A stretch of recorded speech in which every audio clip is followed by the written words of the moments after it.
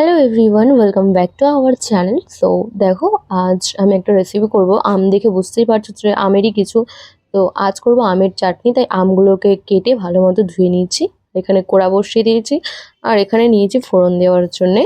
তো প্রথমে আমি তেল বসিয়ে গরম করে ফোড়নটা দিয়ে দিই।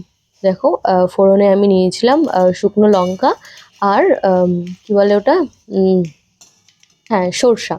তো এই দুটো আমি ফোড়নে দিয়েছি। এবার দেখো, আমটাকে তারপরে দিয়ে দিলাম।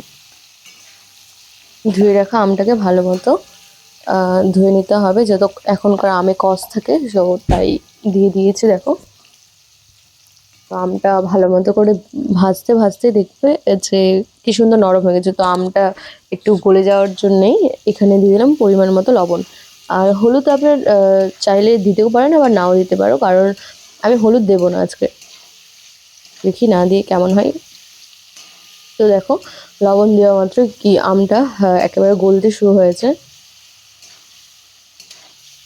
এরকম করেই ভাজতে ভাজতে নিচেই গলে যাবে। আমি কিন্তু একটু আজকে জল দিইনি। তো দেখো, তেলের মধ্যেই আমটা নিজের থেকেই গলে গেছে। একেবারেই দেখো গলে গেছে।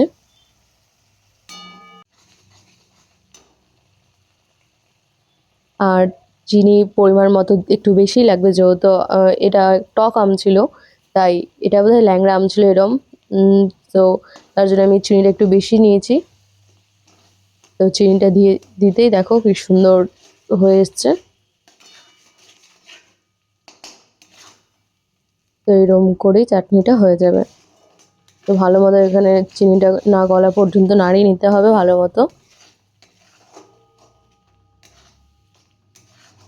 আর কালারটা দেখো, যেহেতু হলুদ দিইনি তার জন্য এরকম কালার কিন্তু। আর হলুদ দিলে কালারটা হলুদ হতো। তো দেখো, হয়ে গেছে আমার।